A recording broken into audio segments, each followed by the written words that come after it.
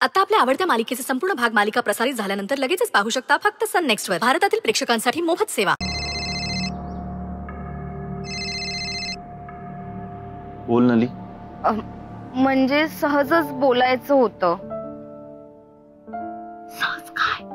म्हणजे बोलायचं आहे. काय ते ठरव एकदा. हवं तर वेळ घे विचार करायला, मग बोल. आपण भेटून बोलूया का? नवीन मुद्दे सापडलेत का भांडायला? नको भेटूस, राहिलं. बाय.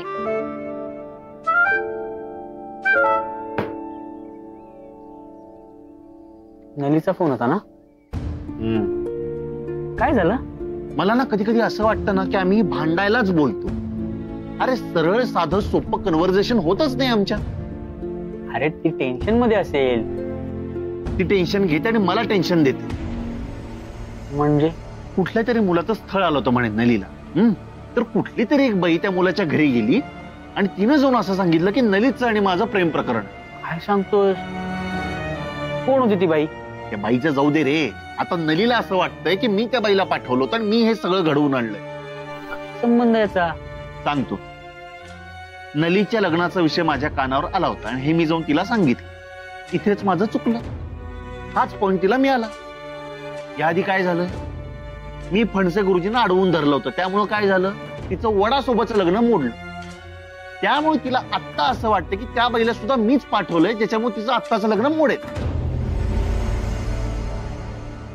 तरी राहून मुद्दा हात राहतोय की ती बाई कोण होती हीच कळत नाहीये. आणि ती जाऊन असं का सांगेल, आणि सगळ्यात महत्वाचं, मी का त्या बाईला पाठवेन? इतका उथळ आहे का मी?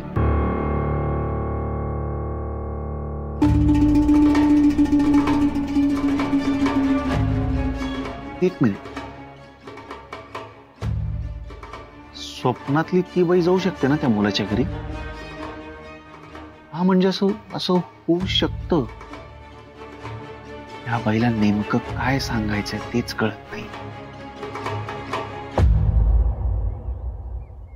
तुला वाटतं मी भांडते ना? पाहिलंस तू? वेद एक संधी सोडत नाही टोमणा मारायची मला. आता काय म्हणाला माहितीये? हिला मुद्दे पाहिजेत भांडायला. अगं किती रागावतेस?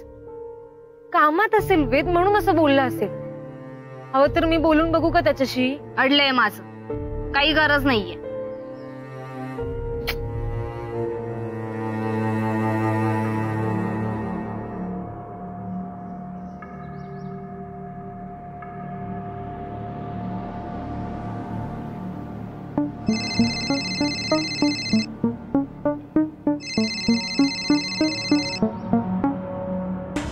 हॅलो. अगं काय चाललंय तुझं? एवढा वेळ का लावतेस फोन उचलायला? एवढं काय झालंय बोल. अगं इथे ऑफिस मध्ये ना मोठा घोळ झालाय. दादा आता मला डिस्टर्ब वाटत होता. म्हणजे त्याला आता नलीचा फोन आला होता. आय थिंक मोठं भांडण झालं त्यांचं परत. काय काय कारण आहे भांडणाचं? मुद्दा असा आहे की नलीसाठी ना मुलगा बघतायत. आणि एका बाईने त्या मुलाच्या घरी जाऊन सांगितलं की नली आणि वेदचं प्रेम प्रकरण आहे. पण मग वेदशी का भांडले नली? वेदचा काय संबंध? एक्झॅक्टली. नलीला असं वाटतंय की त्या बाईला वेद दादाने पाठवलंय. अरे पण वेदने नाही पाठवली ना ती बाई. गाई बरोबर आहे. दादा का म्हणून पाठवेल? मग कोण होती ती बाई? माहित नाही कोण आहे ती. पण ना दादाला आय थिंक डाऊट आहे. म्हणजे त्याला जी स्वप्नात जी बाई दिसते ना, त्याला तीच बाई कदाचित तिकडे गेली असं त्याला डाऊट आहे. ठीक आहे. अजून काही कळलं तर मला कळव. मी ठेवते फोन. हो हो, सांगतो मी तुला.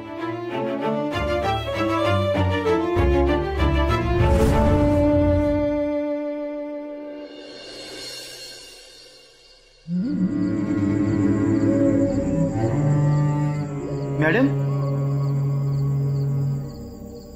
काय ते काय करायचं? ते फेकून द्या आणि तुम्ही टेम्पो घेऊन पुढे व्हा. मी आलेच. जा.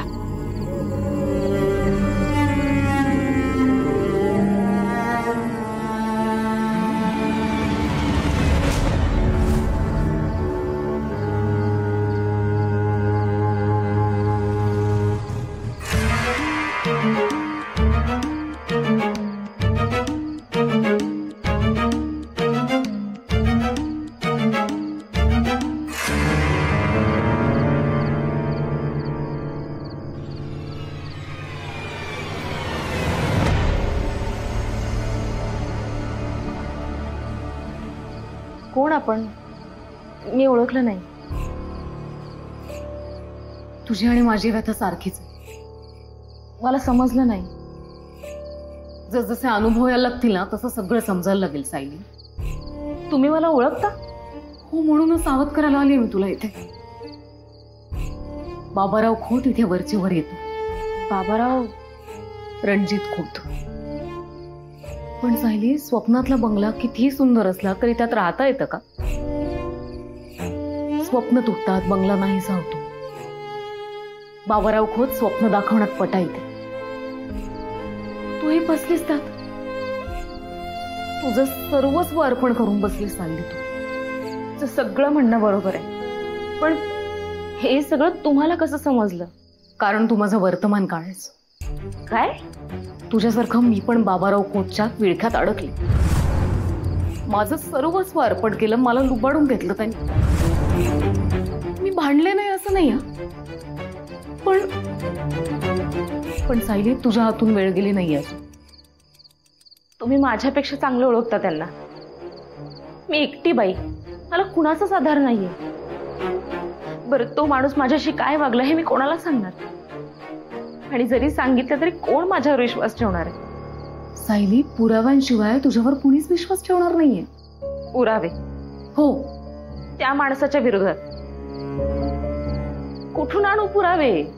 सायली, असं खचून चालणार नाही. तुला काहीही करून ठामपणे उभं राहावं लागेल.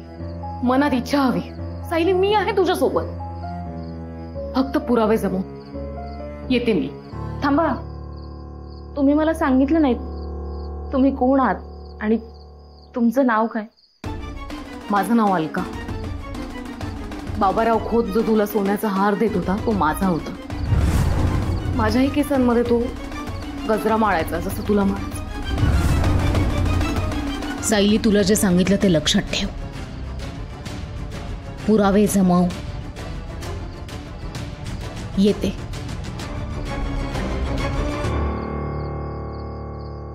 बोला ऍडव्होकेट मिताली. डायरेक्ट वकील केलंस मला. अरे म्हणजे काय? तुमच्या मैत्रिणीचं वकील पत्र घेतलंय तुम्ही. तुमचा मेसेज आला की कोर्टाची नोटीस आल्यासारखा धावत पळत इथं तुमच्या कोर्टात हजर झालेलो आहे. हसतेस काय? मला वाटलं काहीतरी सिरियस असेल. मला ना मजाच वाटते तुझी आणि नलीची. म्हणजे बघ,